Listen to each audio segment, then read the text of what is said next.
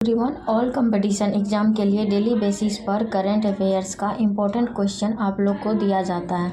तो आप लोग जो है पूरी वीडियो को देखिएगा। आज है 10 अप्रैल।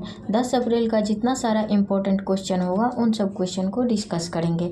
तो आइए स्टार्ट करते हैं। यहाँ पे पहला नंबर क्वेश्चन से यहाँ पे कह रहा है कि हाल ही में आरबीआई द्वारा निर्धारित की गई रेपो दर कितनी है।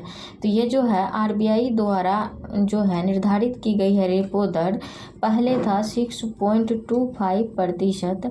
अब इनसे जो है ना घट करके यहाँ पे 6% हो गया है, यानी कि 0.25% की कमी आई है। ठीक है, अब देख लेते हैं कि ये आरबीआई द्वारा जो निर्धारित की गई है मौद्रिक नीति समिति, ये किनके द्वारा की गई है? मौद्रिक नीति समिति MPC, यानी क्या कहेंगे हम इसको? मौद्रिक नीति समिति, जो कि कौन क्या है? तो कौन सा समिति है? तो उर्जित पटेल की कमेटी के द्वारा किया गया है। ये जो है ना मुद्रास्फीति या इन्फ्लेशन को कितना निर्धारित किया था? तो 2% से कितना? तो 6% तक निर्धारित कितना किया था? तो उर्जित पटेल कमेटी के द्वारा 2% से 6% तक। इसमें जो है ना टोटल सदस्य जो थे 6 सदस्य थे। टोटल कितने सदस्य थे? तो 6 सदस्य थे। ठीक है ना, 6 सदस्य में से जो है ना 3 आरबीआई द्वारा किया गया था, 3 आरबीआई का सदस्य है और 3 जो है ना सरकार द्वारा अपॉइंटमेंट किया जाता था। अब जो है ये इसका जो है हेड कौन है? तो ये जो है हेड आरबीआई के गवर्नर है, जो कि अभी संजय मल्होत्रा जी हैं। तो इतना ध्यान रखिएगा। ये मौद्रिक नीति जो है ना, ये MPC, ये 2 महीने में आती है, हर साल 6 बार आती है। अभी जो है 9 अप्रैल को 54वां बैठक हुआ था। ये बैठक कहाँ पे हुआ है? तो मुंबई में हुआ है।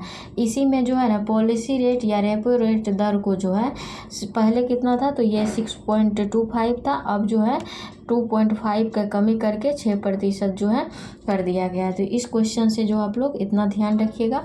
अब बढ़ते हैं नेक्स्ट क्वेश्चन की ओर। अब यहाँ पे कह रहा है कि पंचायती उन्नति सूचकांक 2022-23 में फ्रंट रनर ए श्रेणी में शीर्ष स्थान किसे मिला है? तो फ्रंट ए रनर क्या कहता है कि शीर्ष स्थान किसको मिला है? तो यहाँ पे गुजरात को मिला है। ये पंचायती उन्नति सूचकांक जो है पहली बार आया है।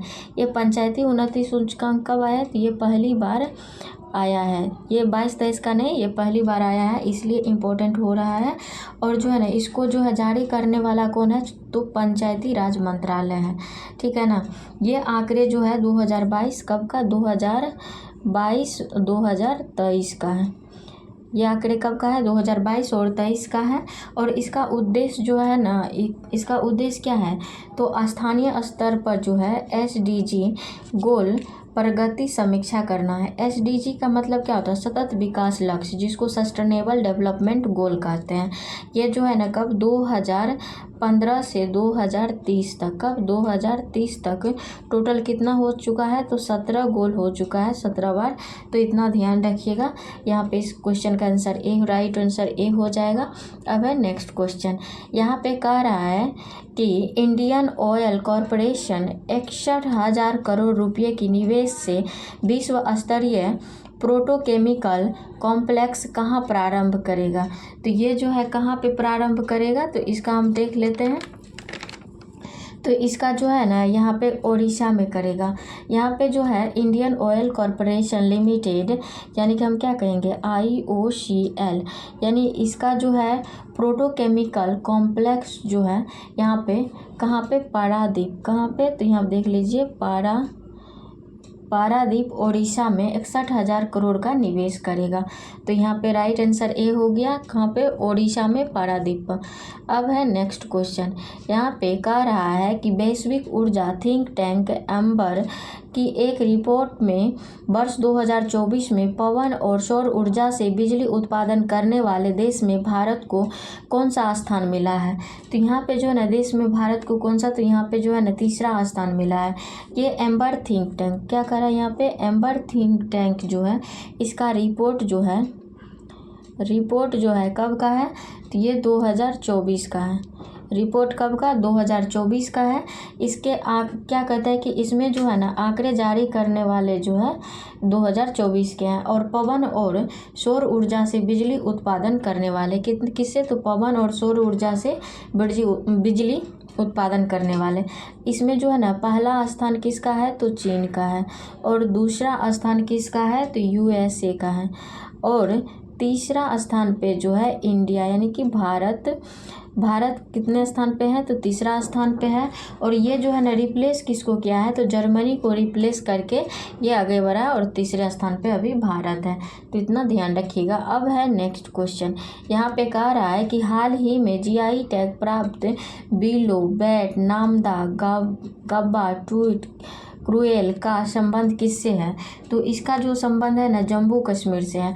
अभी GI टैग जो है ना प्रत्येक दिन किसी न किसी स्टेट का आता ही है।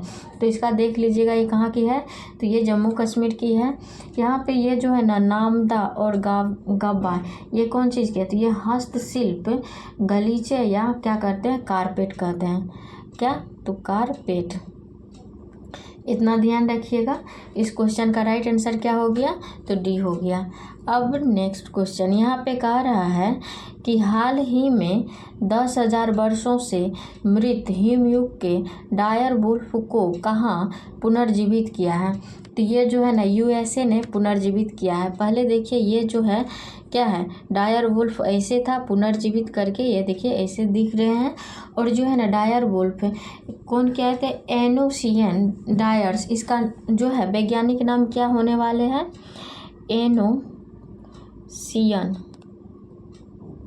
एनोसियन डायरस, इसका वैज्ञानिक नाम होने वाला है एनोसियन डायरस होने वाला है। पुनर्जीवित USA किया है।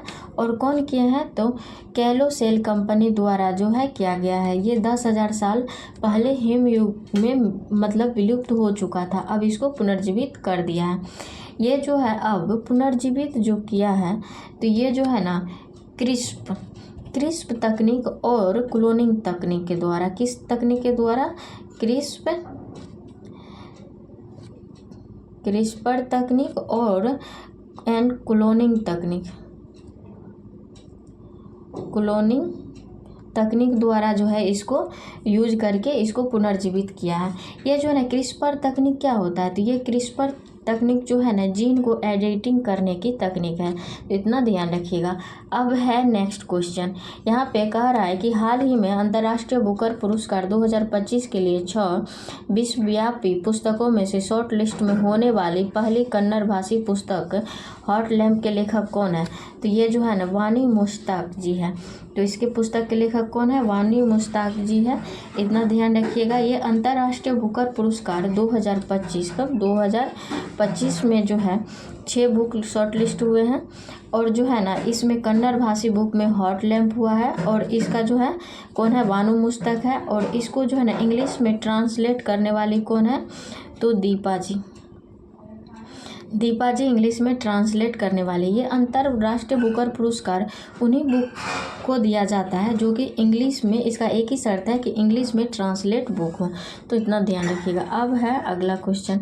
यहाँ पे कह रहा है कि हाल ही में केंद्रीय मंत्री जितेंद्र सिंह ने देश के पहले हिमालयी जलवायु केंद्र का उद्घाटन कहाँ किया है, तो इसका जो उद्घाटन है कहाँ पे हुआ है, तो इसका हो गया है जम्मू कश्मीर में। ये जो है ना हिमालयी जलवायु केंद्र देश के पहला है। और जो है ना इसको करने वाले कौन है, तो जितेंद्र सिंह है।